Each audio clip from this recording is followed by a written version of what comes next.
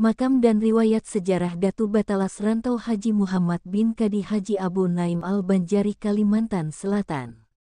Datu Batalas Rantau, Haji Muhammad bin Kadi Haji Abu Naim bin Syekh Muhammad Arsyad bin Abdullah bin Abu Sokar Al-Banjari Kalimantan Selatan. Salah satu tokoh Banjar yang mewarnai kehidupan masyarakat Banjar adalah seorang ulama yang sangat masyhur, yaitu Maulana Syekh Muhammad Arsyad bin Abdullah bin Abu Sokar Al-Banjari. Haji Muhammad bin Kadi Haji Abu Naim yang nantinya dikenal dengan Datu Batalas, adalah salah seorang suriah Maulana Syekh Muhammad Arsyad dengan istri yang bernama Tuan Bidur.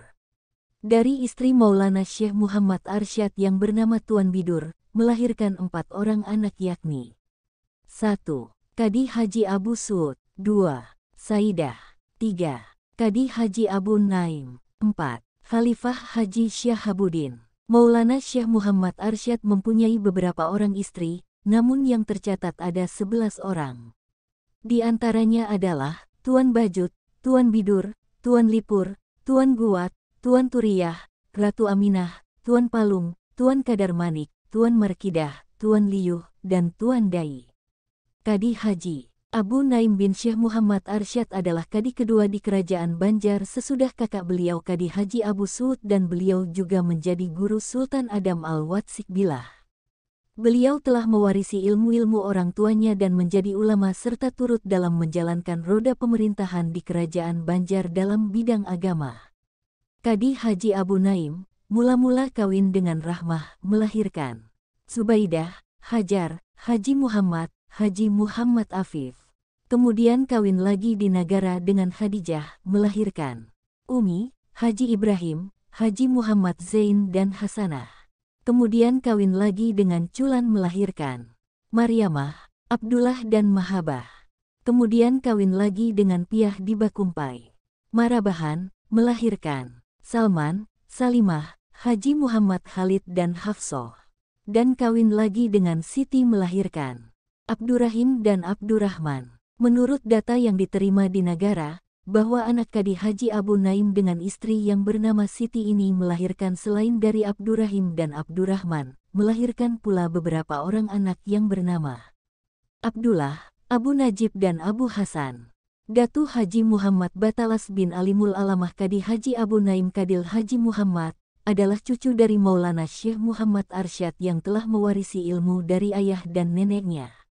Beliau ulama yang warak lagi mahfuz, terpelihara, yakni ketika pernah ada tamu yang datang ke rumah beliau dengan membawakan buah pisang yang masih hijau, sedangkan beliau tahu bahwa pisang itu dibeli dengan uang yang tidak halal, maka ketika pisang itu berada di hadapan beliau, tiba-tiba pisang itu berubah menjadi busuk.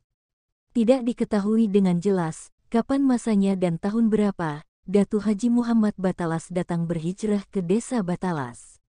Namun menurut riwayat yang ada bahwa Datu Haji Muhammad Batalas datang mulai dari kampung dalam pagar Martapura bersama istri beliau yang bernama Hajah Asiyah.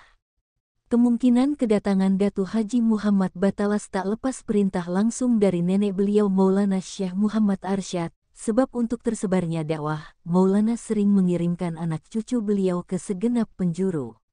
Di antaranya seperti 1. Haji Abbas bin Mufti Haji Abdul Jalil bin Khalifah Haji Syahabuddin bin Syekh Maulana Muhammad Arsyad dikirim ke Wasah Kandangan. 2.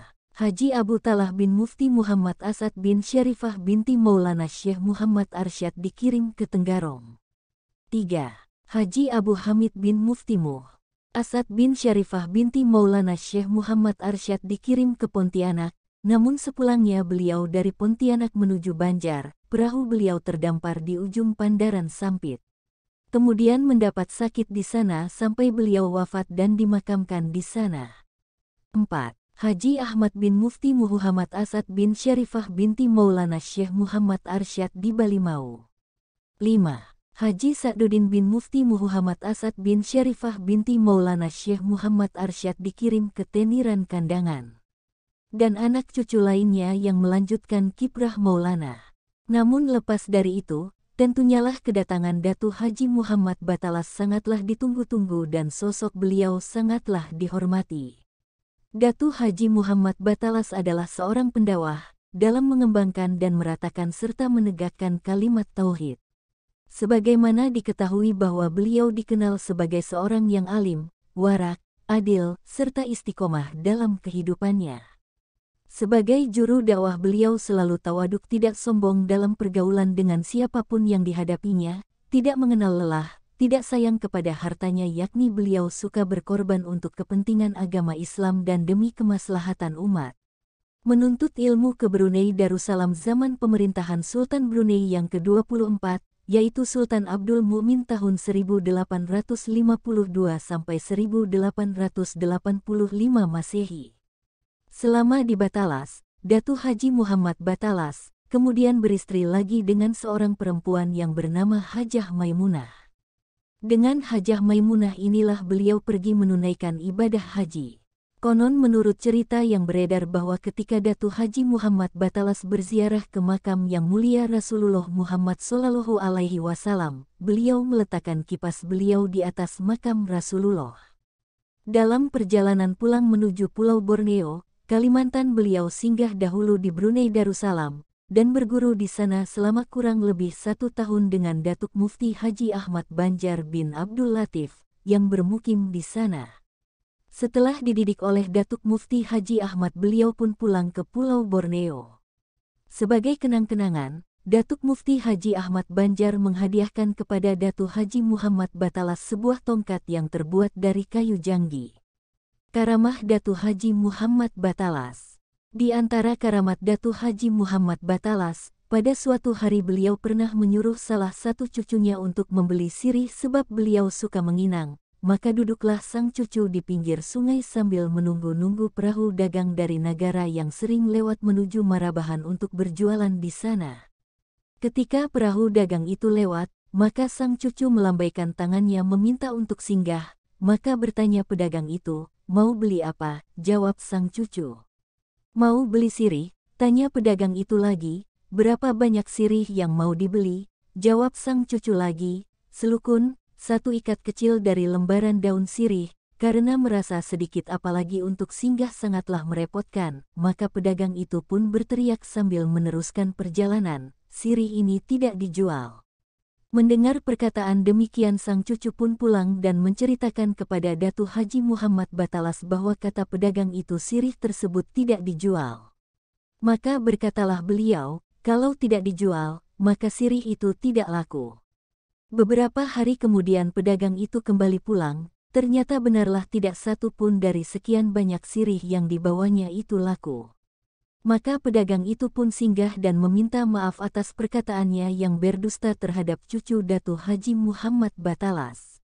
Dan lagi setengah daripada karamat beliau, bahwa di masa hidupnya beliau telah diberikan oleh Allah Subhanahu wa Ta'ala berupa kasyaf hisi, yaitu melihat apa-apa yang tidak dapat dilihat dengan mata kepala, seperti melihat atau mengetahui sesuatu yang tersembunyi atau yang jauh atau yang belum terjadi sekalipun.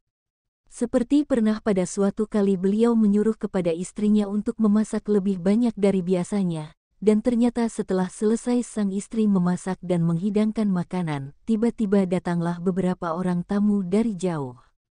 Maka langsunglah tamu-tamu tersebut beliau suruh untuk makan. Sewaktu hidupnya beliau sangat kasih sayang terhadap setiap anak cucunya terutama yang masih kecil. Hingga sampai beliau meninggal dunia pun, terbukti bahwa setiap anak cucunya yang baru dilahirkan, selalu dibawa ziarah oleh orang tuanya ke makam beliau, dari karena banyak kejadian anak-anak kecil itu selalu menangis dan sakit, namun ketika dibawa ke hadapan makam beliau anak itu pun sembuh. Di antara peninggalan Datu Haji Muhammad Batalas adalah kipas, tongkat, kitab, tombak, yang sampai sekarang masih dipegang oleh beberapa zuriyah beliau. Datu Haji Muhammad Batalas meninggal dunia pada hidup 6 hari Rabiul Akhir, dan beliau dimakamkan di belakang Masjid Nurul Falah, Desa Batalas, Kecamatan Candi Laras Utara, Kabupaten Tapin Rantau. Catatan 1. Maulana Syekh Muhammad Arsyad, beliau lahir di Lok Gabang pada malam Kamis pukul 3 dini hari, hidup 15 Safar 1122 Hijriah, bertepatan dengan tanggal 19 Maret tahun 1710 Masehi. Nama kecil beliau adalah Muhammad Jafar. Beliau adalah anak tertua dari 5 bersaudara. Muhammad Arsyad, Abidin, Zainal Abidin, Diang Panangah, Nurmain. Beliau meninggal ba'da Isya malam Selasa 6 Syawal 1227 Hijriah. Dimakamkan di Kalampayan. 2. Abdullah bin Abu Sokar Al-Banjari, menurut Alimul Alamah Haji Muhammad Khatib bin Alimul Alamah Pangeran Mufti Haji Ahmad bin Syekh Muhammad Arsyad dan Ratu Aminah. Dalam tulisan beliau tentang riwayat singkat Syekh Muhammad Arsyad, beliau yang menyebutkan bahwa dalam tulisan tersebut menjelaskan bahwa Abdullah bukan asli orang Banjar. Beliau datang dari Hindi dan menetap tinggal di desa Lok Gabang sampai akhir hayat beliau, dan mempunyai keahlian dalam seni ukir kayu. Dan beliau termasuk orang yang dikasihi Sultan pada masanya. 3. Tuan Bidur wafat di Martapura dan dimakamkan di Bumi Kencana Martapura, kemudian bulan Rabiul Awal 1208 Hijriah atau 1792 Masehi makamnya dipindah ke Karangtengah Martapura bersama istri beliau yang pertama yaitu Tuan Bajut. 4. Dari istri-istri Maulana Muhammad Arsyad hanya 7 yang mendapat zuriat, yaitu Tuan Bajut, Tuan Bidur, Tuan Lipur, Tuan Guwat, Tuan Turiyah, Ratu Aminah, Tuan Palung. 5. Alimul Alamah Kadi Haji Abu Naim wafat di dalam pagar, dan dimakamkan di dalam kubah Maulana Syekh Muhammad Arsyad. 6. Menurut keterangan yang dapat dilacak, bahwa Hajah Asyah ini adalah zuriat dari Datu Syarifah binti Maulana Syekh Muhammad Arsyad dari istri Tuan Bajut, namun kebenarannya belum dapat dibuktikan. 7. Alhamdulillah, kipas tersebut masih ada sampai sekarang. Dipelihara oleh salah seorang suriah beliau. 8. Abdul Latif ini ada saudara Tuan Guwat atau ipar Maulana Syekh Muhammad Arsyad Al-Banjari. Datuk Mufti Haji Ahmad adalah murid dari Syekh Ahmad Khatib Sambas dan Syekh Ahmad Khatib ini adalah murid dari Syekh Daud bin Abdullah Al-Fatani dilahirkan di negeri Banjar. Beliau lahir dalam keadaan yang menyalahi adat kebiasaan, yaitu ketika ibunya yang bernama Dayang Seri Banun wafat. Ketika itu beliau masih dalam kandungan ibunya. Setelah dimakamkan beberapa hari kemudian ada suara tangisan yang didengar oleh ayah beliau di dalam kubur tersebut. Maka segeralah kubur itu dibongkar dan ternyata seorang bayi terlahir berada di samping ibunya yang meninggal. Beliau terlahir dalam keadaan sempurna, hanya sedikit cacat di jari kelingking lantaran dimakan cacing selama